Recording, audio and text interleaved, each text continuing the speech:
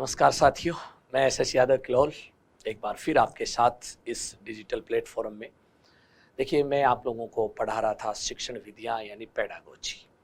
Pedagogy एक ऐसा विषय है जिसके अंदर सारी शिक्षण की प्रक्रिया को समाहित किया गया है और इसी के अंदर देखिए हमारी शिक्षण की विधियाँ, शिक्षण की व्यूह रचनाएँ, युक्तियाँ, उसके अलावा शिक्षण के मॉडल, शिक्षण के सूत्र, शिक्षण के सिद्धांत, सभी चीज़ों को समावेश किया गया है।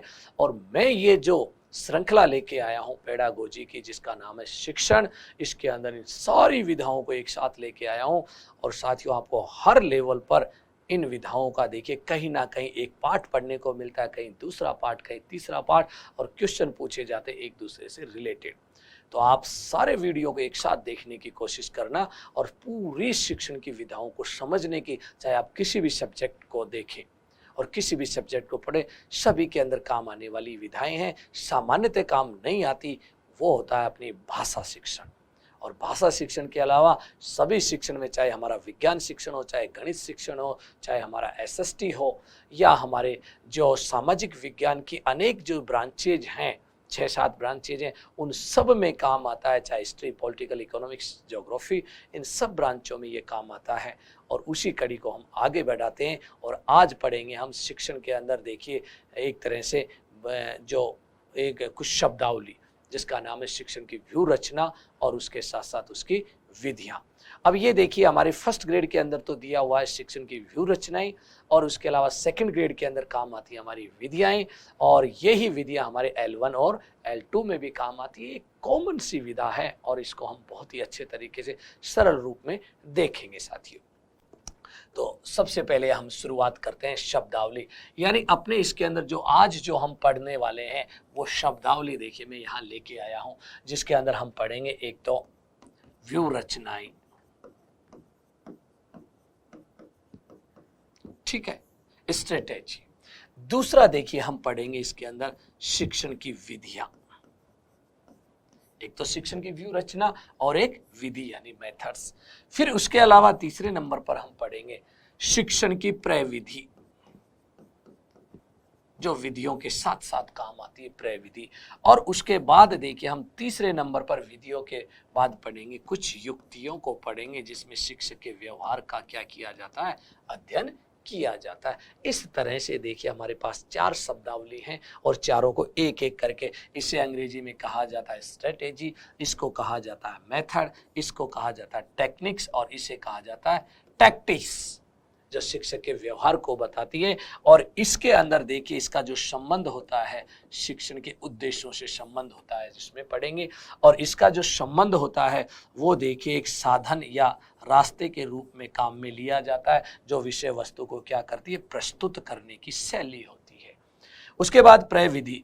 प्रविधि जो होती है विधियों को क्या करती है, स्पष्ट करती है, सरलता प्रदान करती है, स्पष्टता या हम कह दें सरलता प्रदान करती हैं। देखिए, और इसमें शिक्षक का क्या किया जाता है, व्यवहार को बताया जाता है, उसके व्यवहार को समझाया जाता है, जो कक्ष में शिक्षक बच्चों के साथ शिक्षण कराते समय काम में लेता है, उस व्यवहार को बताती है। उन्हें कहते हैं टैक्टिक्स, यानी ट्रिक्स हैं कुछ। इन्हीं शब्दावलियों को हम पढ़ेंगे अपने इसके अंदर। सबसे पहले आता है अपने इसके अंदर व्यूह रचनाएं। अब व्यूह रचना जो शब्द है अंग्रेजी में कहलाता स्ट्रेटेजी। तो ये जो शब्द है कौन सी भाषा का है, अंग्रेजी भाषा का शब्द है, ध्यान रखना, स्ट्रेटेजी। इस शब्द का देखिए जो प्रयोग किया जाता था वो किया जाता था युद्ध कौशल के अंदर, यानी हम कह सकते सैन्य विज्ञान में। इस शब्द का प्रयोग का जो चलन था कहाँ पर था, सैन्य विज्ञान में या युद्ध कलाओं में इसका प्रयोग किया जाता था। किसका, इस शब्द का, युद्ध कला में। और अब आप देखिए ये जो स्ट्रेटेजी जो शब्द है, इसकी उत्पत्ति की यदि हम बात करें तो इसकी उत्पत्ति देखिए होती है किससे, यहाँ पर हम देखते हैं लैटिन भाषा। और उसी के साथ साथ यदि हम बात करते हैं इसकी उत्पत्ति, लैटिन भाषा के अंदर ही एक भाषा आती है जिसका नाम है ग्रीक। तो इसकी कौन सी भाषा से उत्पत्ति मानी जाती है, ग्रीक भाषा से, ग्रीक भाषा से, ये याद रखना।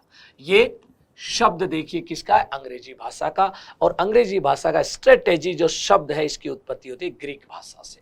और ग्रीक भाषा के अंदर देखते हैं इसे कहा जाता है, देखिए यहां तक तो देखिए सेम है।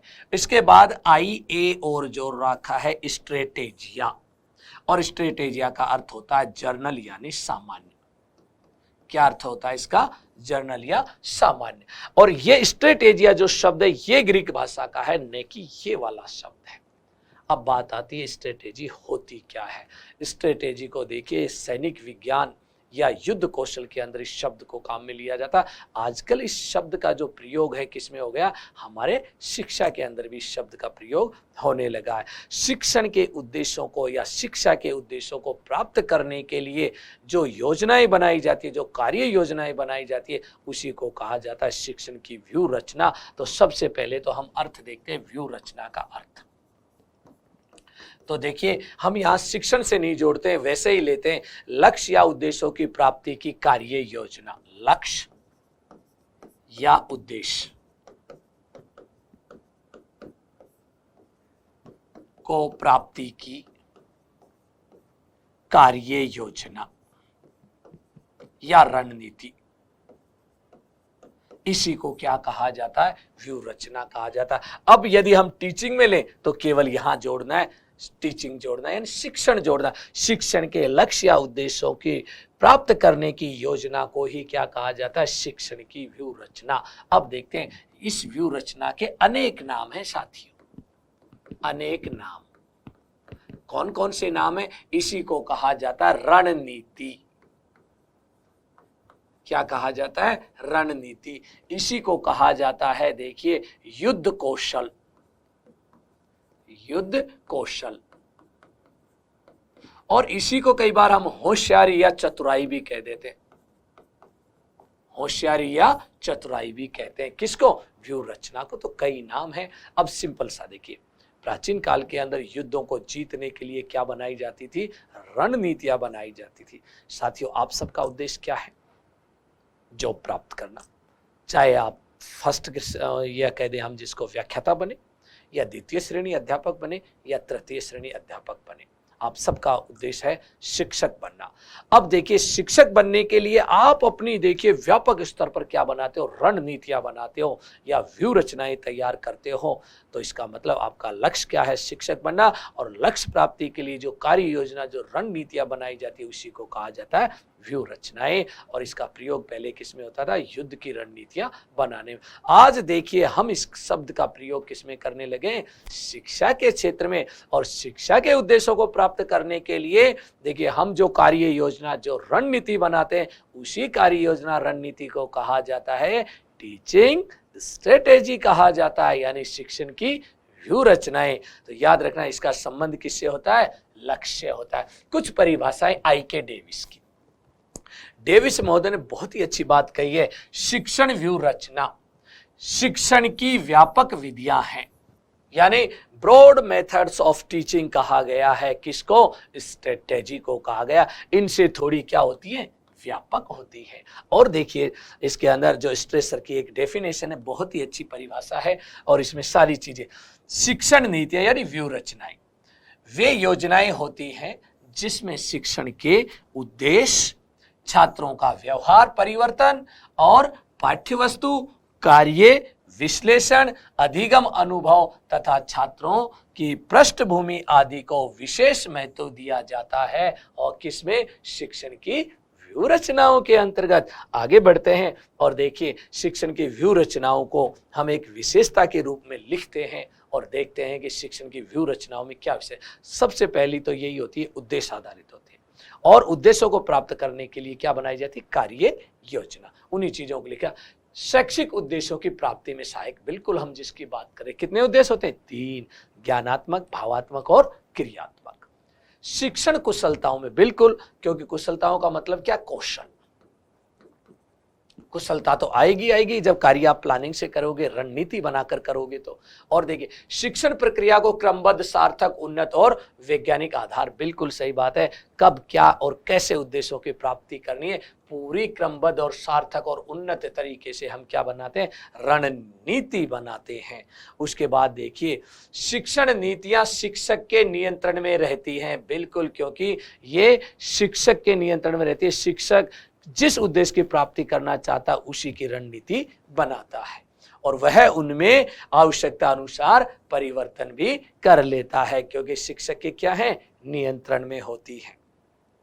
और देखिए इनमें शिक्षा का दर्शन, अधिगम के सिद्धांत, पृष्ठ पोषण आदि सभी तत्व क्या होते हैं, निहित होते हैं। और देखिए शिक्षण कार्य के किसी प्रतिमान को हम मॉडल भी कहते हैं भाई, प्रतिमान या मॉडल की ओर संकेत करती हैं। किसकी ओर संकेत करती हैं हमारी, यानी किसी मॉडल की ओर, जो शिक्षण के मॉडल होते हैं उनको बताती हैं।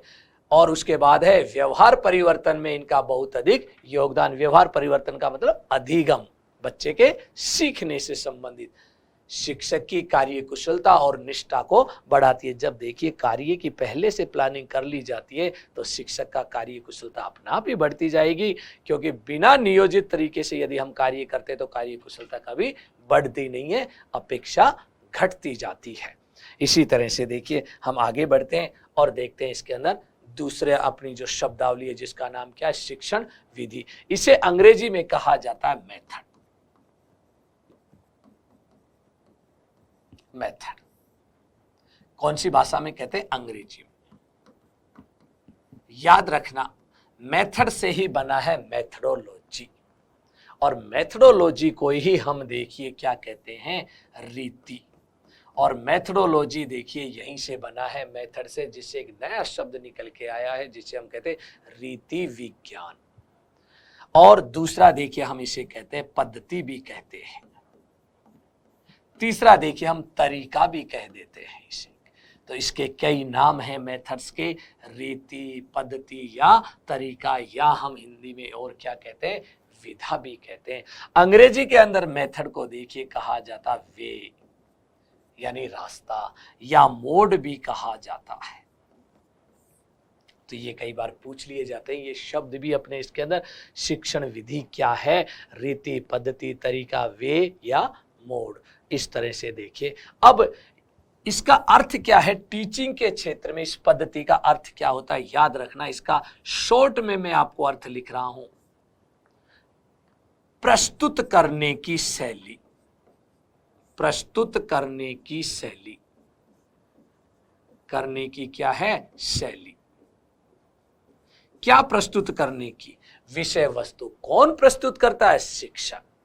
यानी यहां से और यहां तक, आप तक देखिए, जिस साधन से, जिस तरीके से, जिस पद्धति से विषय वस्तु पहुंचती है उसे कहा जाता है शिक्षण विधि। और शिक्षण विधियां क्या होती है, साधन होती है, तरीका होती है, जिसके माध्यम से विषय वस्तु को क्या किया जाता है, प्रस्तुत किया जाता है। तो यहां हम लिख सकते हैं विषय वस्तु को प्रस्तुत करने की शैली को क्या कहा जाता है, मेथड कहा जाता है। याद रखना व्यू रचनाओं में केवल उद्देश्य थे और यहां विषय वस्तु के प्रस्तुतिकरण पर जोर दिया।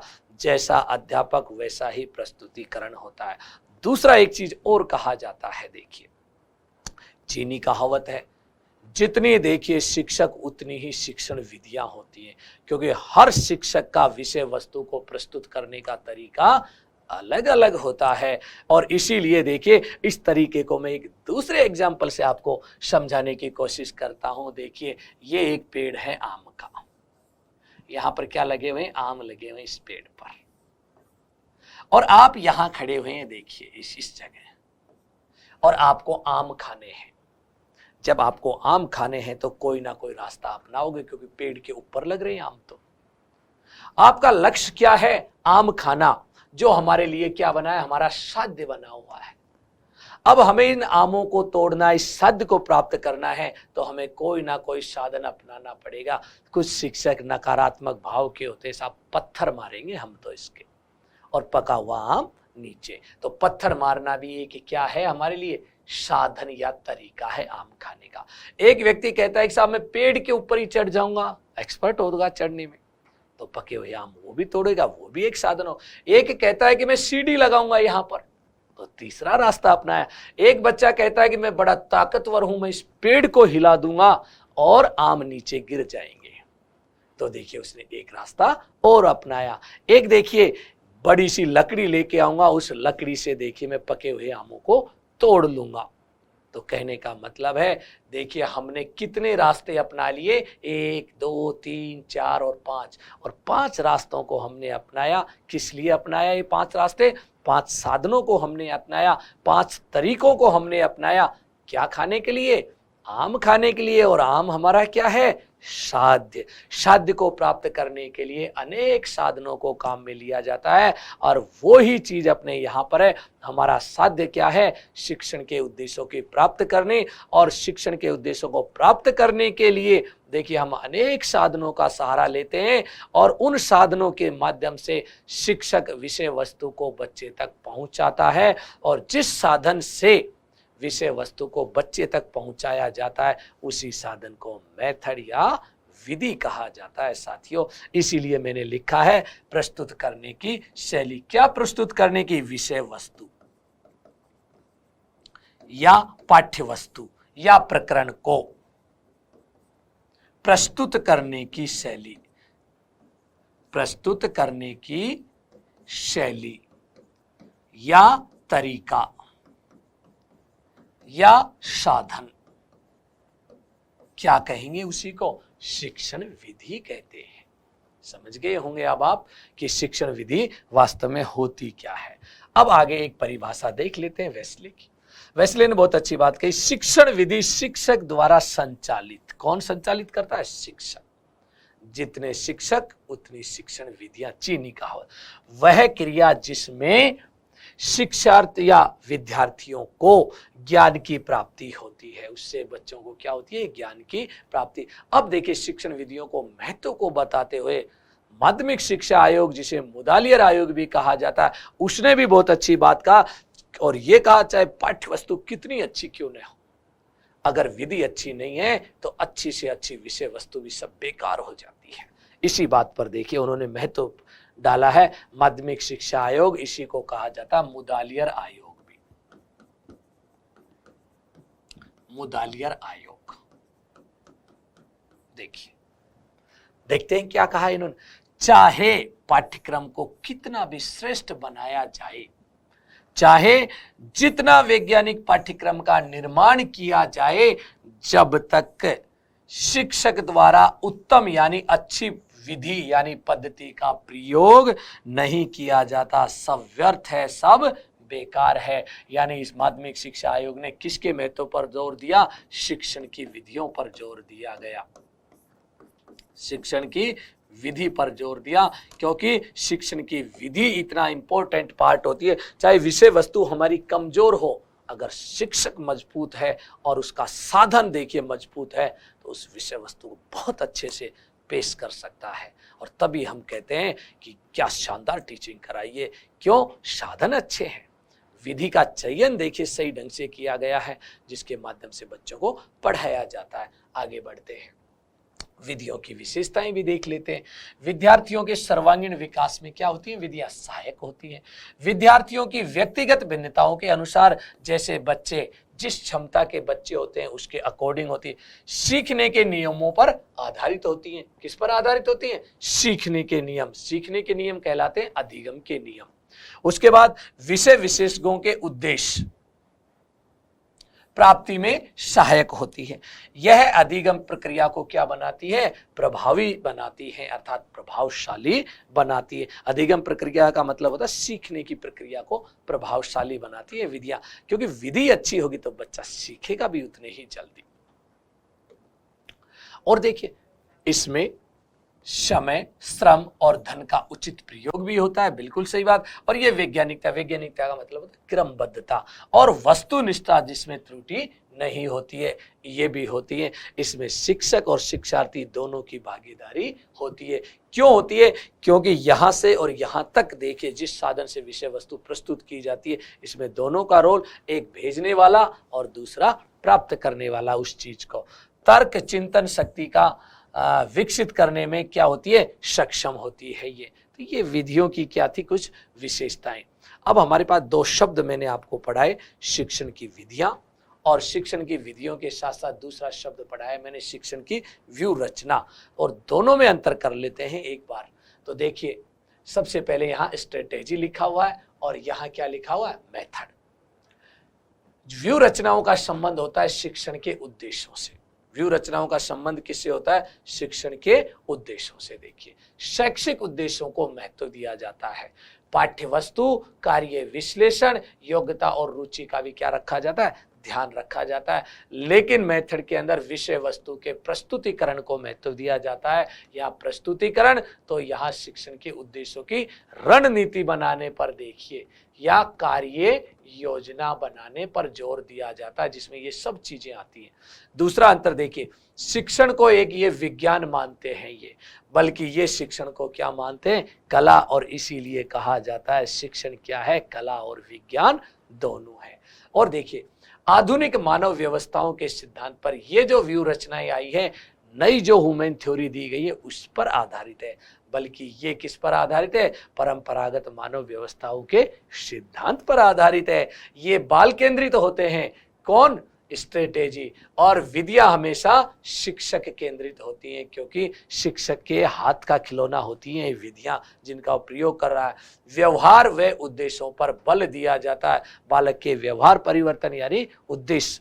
और यहाँ देखिए, कार्य के प्रस्तुतिकरण पर विशेष बल दिया जाता है। इस तरह से देखिए, हम इनमें क्या कर लेते हैं? अंतर कर लेते हैं, और अंतर करने के बाद दोनों चीजों को हम समझ जाते हैं बहुत ही अच्छे से। तो सीधा सा है, व्यू रचनाओं का संबंध किससे होता है? व्यू रचनाओं का संबंध उद्देश्य से होता है, बल्कि शिक्षण विधियों का संबंध होता है विषय वस्तु के प्रस्तुतिकरण से होता है। इसी तरह से देखिए, हम आगे बढ़ते हैं और देखते हैं अपने इसके अंदर शिक्षण प्रविधियां। अब अगली चीज देखिए, अपने इसके अंदर आती है शिक्षण की प्रविधियां। शिक्षण प्रविधियां वो साधन है जो देखिए हमारी शिक्षण प्रक्रिया, या हम कह दें जो शिक्षण प्रक्रिया के साथ साथ जो विषय वस्तु को स्पष्टता प्रदान करती हो। इसके लिए एक शब्द और काम में लिया जाता है, उपविधि। उप शब्द का अर्थ होता है पास, उसका क्या होता है? पास, या हम कहते हैं निकट। जो विधियों के सर्वाधिक निकट होती हैं उन्हें क्या कहते हैं हम? प्रविधि। इंग्लिश में कहा जाता है टेक्निक्स। इंग्लिश में क्या कह देते हैं हम? टेक्निक्स कहते हैं। अब देखिए, प्रविधि या उपविधि होती क्या है? ये वो साधन है जो देखिए विषय वस्तु को क्या करते हैं? स्पष्ट करते हैं। देखिए, आप सिंपल से तरीके से समझिए। एक शिक्षक पढ़ाता है और पढ़ाते समय वो विषय वस्तु को प्रस्तुत करता है, बच्चों तक वो विषय वस्तु पहुंच जाती है। लेकिन पढ़ाते समय, विषय वस्तु को प्रस्तुत करते समय कुछ जटिल शब्द भी आ जाते हैं, बच्चे उनके अर्थ को नहीं समझ पाते। तो शिक्षक देखिए उस जटिल शब्द को समझाने के लिए या तो कहानी सुनाता है, या उदाहरण देता है, या दृष्टांत बताता है, या उस शब्द की व्याख्या करता है, तब जाकर वो शब्द स्पष्ट हो जाता है। तो देखिए, विधियों के साथ साथ प्रविधियों का प्रयोग किया जाता है। किस लिए विधियों के साथ? इसलिए करते हैं विषय वस्तु को स्पष्ट करने के लिए, जैसे कहानी सुनाना, व्याख्या करना, दृष्टांत सुनाना, स्पष्टीकरण करना, व्याख्या करना। ये सब क्या है? ये सब प्रविधि कहलाती है। इसलिए हम कहते हैं वे साधन जो पाठ्य सामग्री को क्या करते हैं? स्पष्ट करते हो। अर्थ लिखते हैं इसका, वे साधन जो विषय वस्तु को स्पष्ट करते हो।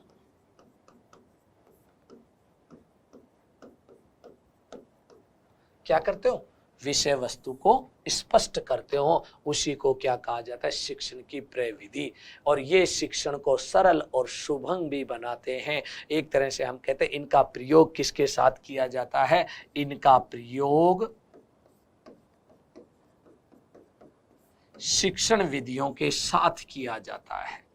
शिक्षण विधियों के साथ किया जाता है, साथ किया जाता है, साथ किया जाता है। अब मन में ये आता है साहब ये प्रविधि कौन कौन सी होती है? मैं यहां लिख रहा हूं, देखिए प्रविधियों के कुछ एग्जाम्पल्स। नंबर 1 व्याख्या प्रविधि, ठीक है। दूसरा देखिए कहानी प्रविधि। तीसरा मैं लिख देता हूं उदाहरण, क्योंकि बीच बीच में उदाहरण भी देता है शिक्षक। जब विषय वस्तु स्पष्ट नहीं होती उसे स्पष्ट करने। नंबर 4, स्पष्टीकरण या दृष्टांत।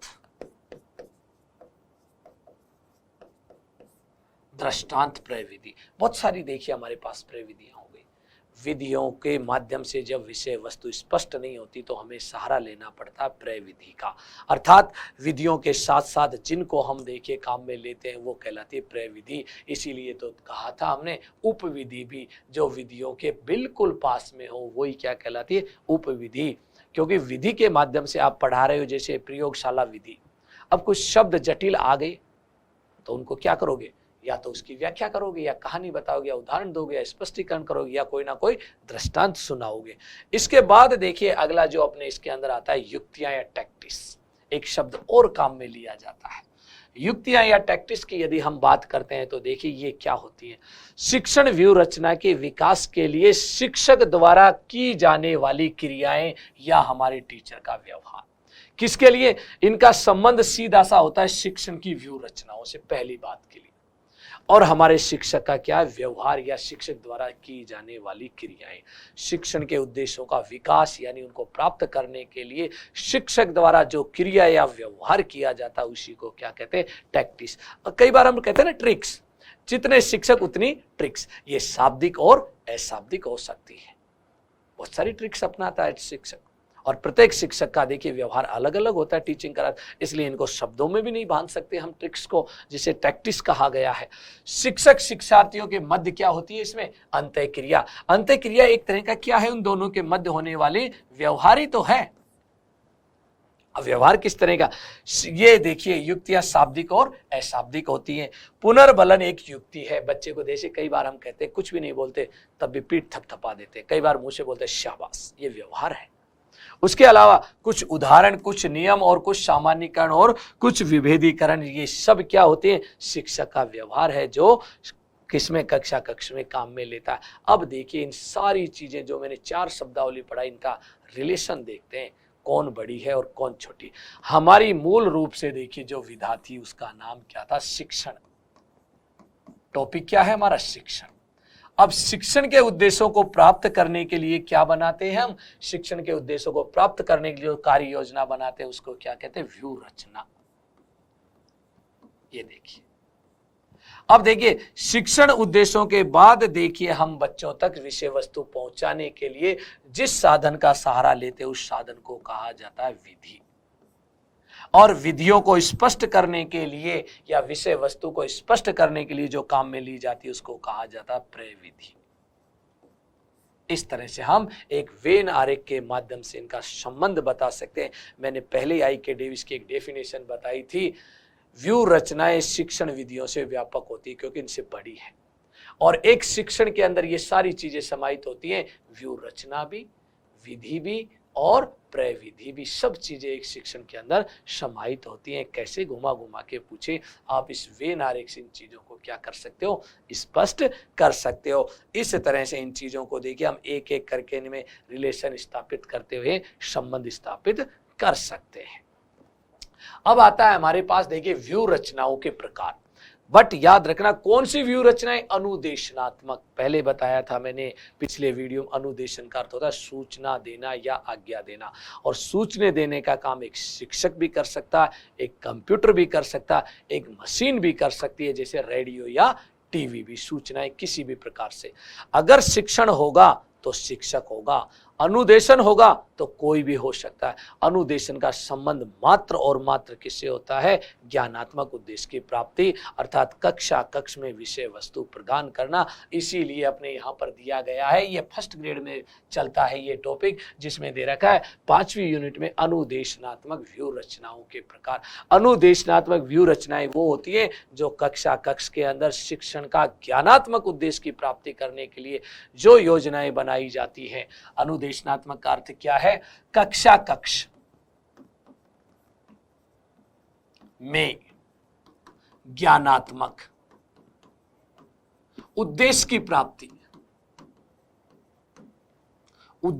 प्राप्ति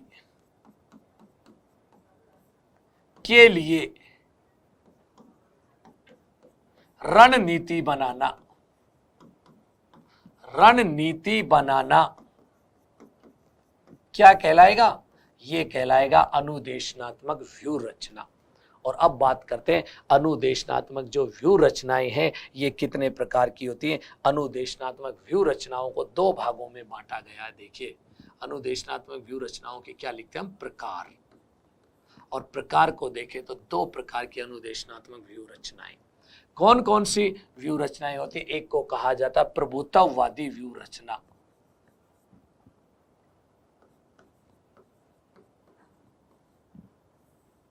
व्यू रचना, और एक को कहा जाता है लोकतांत्रिक,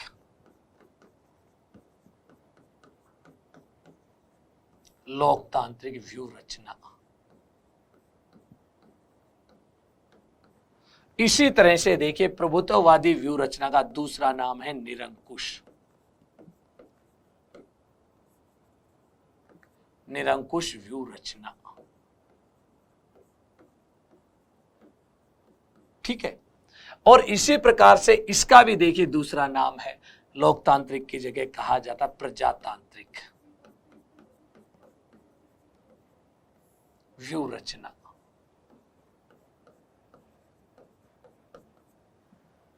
और यहां पर देखिए हम देखेंगे दोनों प्रकार की व्यू रचनाओं में अंतर को देखें। अब देखिए प्रभुत्ववादी जो व्यू रचनाएं हैं इन्हें परंपरागत भी कहा जाता है। क्या कहते हैं? परंपरागत। और इन्हें आधुनिक कहा जाता है।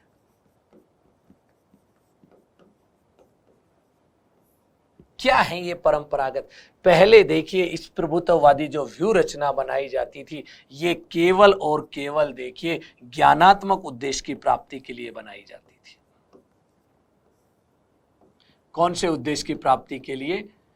केवल ज्ञानात्मक। ज्ञानात्मक का मतलब होता है पुस्तकीय ज्ञान देना, जो किताब पढ़ानी है उसको ध्यान में। लेकिन ये जो बनाई जाती है शिक्षा के तीनों उद्देश्यों को ध्यान में रख के बनाई जाती है, तीनों उद्देश्यों को ध्यान में रख के बनाई जाती है ये व्यू रचना। तीनों उद्देश्य समाहित है इसमें और इसमें केवल ज्ञानात्मक।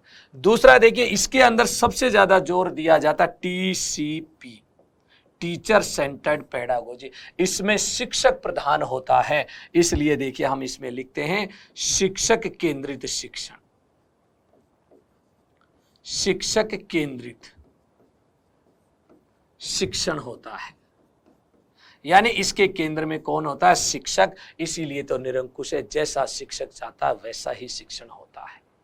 लेकिन यह होती है CCP, चाइल्ड सेंटर्ड पेडागोजी, बाल केंद्रित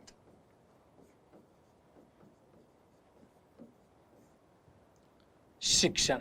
इसके अंदर देखिए बच्चे को बीच में रखा जाता है और जैसा बच्चे की रुचि और स्तर के अनुसार शिक्षण कराया जाता है। और इसमें प्रधान किसको माना गया है? इसमें प्रधान माना गया शिक्षक प्रधान होता है, इसीलिए इसको निरंकुश कहा जाता है। शिक्षक क्या होता है? इसके अंदर प्रधान होता है। और इसके अंदर देखिए प्रधान कौन होता है? बालक प्रधान होता है, बालक। और अध्यापक गौण होता है और इसमें देखिए बालक गौण होता है। दोनों में हम तुलना भी कर सकते हैं। कहने का मतलब परंपरागत रूप से उस व्यू रचनाओं को अच्छा माना जाता था जिसको अंदर शिक्षक को केंद्र में ध्यान रख के बनाई जाती, शिक्षक जैसा चाहता वैसा शिक्षण होता। लेकिन आजकल के जो शिक्षा शास्त्री कहते हैं नहीं, व्यू रचनाएं बच्चे को ध्यान में रखकर बनानी चाहिए, बच्चे की रुचि, बच्चे की योग्यता, बच्चे का स्तर। इसीलिए ये कैसी होती है? मनोवैज्ञानिक होती है। लेकिन ये कैसी होंगी? अमनोवैज्ञानिक होंगी, क्योंकि यहां बच्चे की रुचि स्तर, इनको कोई चीजों को ध्यान में नहीं रखा जाता है। और ये एक तरह से निरंकुशवादी प्रभुत्ववादी जो है ये एक तंत्रीय हैं, क्योंकि यहाँ शिक्षक सर्वे सर्वा होता है। और प्रजातांत्रिक व्यू रचना में बालक। तो अब अंतर आप समझ गए होंगे। व्यू रचनाएं क्या होती हैं? शिक्षण विधियों का व्यापक रूप होती हैं। अब हम दोनों को उदाहरण देखते हैं, इसका उदाहरण देखेंगे और इसका उदाहरण देखेंगे। अब दोनों का देखिए, सबसे पहले हम एग्जाम्पल देखते हैं अपने इसके अंदर प्रभुत्ववादी व्यू रचनाओं का। जैसे व्याख्यात्मक व्यू रचना या व्याख्या व्यू रचना, व्याख्यात्मक व्यू रचना। ठीक है भाई। दूसरे नंबर पर आता है पाठ प्रदर्शन, पाठ प्रदर्शन व्यू रचना।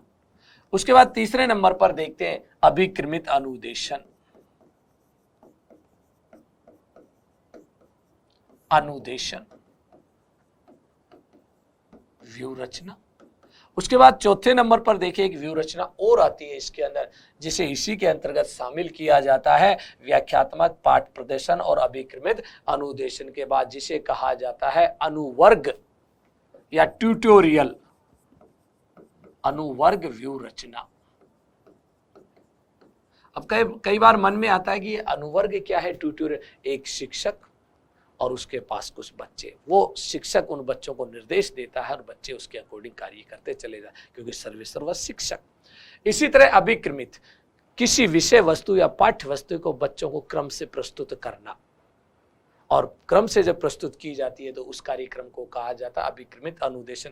अनुदेशन कहा गया क्योंकि अनुदेशना तो व्यू रचना ही पढ़ रहे हैं, वो शिक्षक भी हो सकता है, मशीन भी हो सकती है, जैसे CAI कंप्यूटर असिस्टेड इंस्ट्रक्शन, तो कंप्यूटर पर आधारित इंस्ट्रक्शन भी हो सकते हैं। दूसरा एग्जाम्पल देखते हैं हम, यहां पर देखिए किसका, लोकतांत्रिक। लोकतांत्रिक बहुत सारी है, जैसे समस्या समाधान, समस्या समाधान व्यू रचना। और देखिए अन्वेक्षण, जिसे हम खोज भी कहते हैं, अन्वेक्षण खोज व्यू रचनाएं। और भी देखिए मानस मंथन, सब में बालक केंद्र में है। और भी देखिए हम ले सकते हैं इसके अंदर मानस मंथन के बाद, जिसे ब्रेन स्ट्रोमिंग कहा जाता है, बालक के मस्तिष्क को झकझोर दिया जाता है। और प्रश्नोत्तर भी देखिए व्यू रचना, बहुत सारी व्यू रचनाएं हैं देखिए, जिनको हम यहां पर काम में, जैसे रोल प्लेइंग, पात्र अभिनय, पात्र अभिनय व्यू रचना। पर्यवेक्षित व्यू रचना,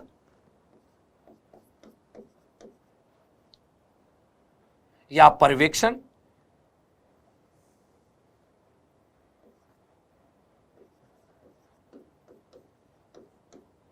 व्यू रचना। तो ऐसी बहुत सारी, जैसे प्रयोगशाला,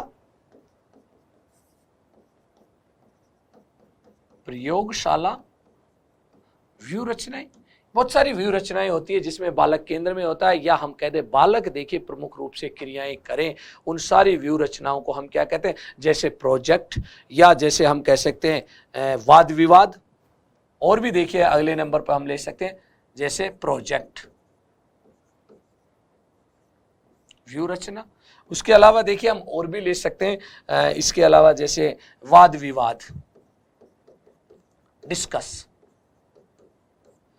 कोऑपरेटिव देखिए विधियों को भी हम इसमें काम में ले सकते हैं। ऐसी बहुत सारी विधियां हैं जिनको क्या किया जाता है, काम में लिया जाता है।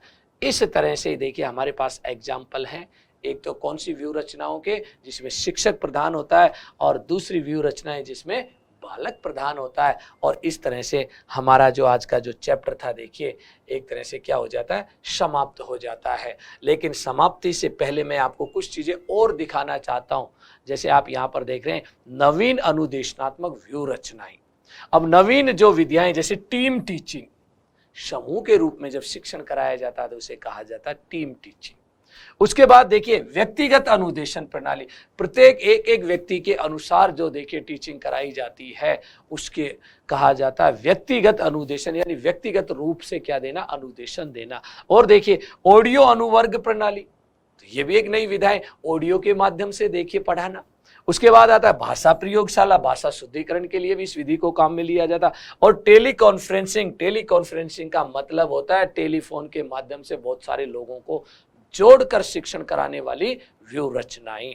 इस तरह से हम देखते हैं, अपना एक छोटा सा टॉपिक था जिसमें हमने कुछ शब्दावलियां ली और वो शब्दावलियों को एक एक करके हमने पढ़ा और उनमें रिलेशन देखा, अर्थात उनमें सहज संबंध को भी देखा, और इसी पर आधारित हमारी अवधारणाएं भी चलती रहती है, कौन सी विधि किस प्रकार की है, इसमें क्वेश्चन भी इसी तरह के पूछे जाते हैं। तो धन्यवाद साथियों, फिर मिलते हैं शिक्षण की नई विधाओं के साथ।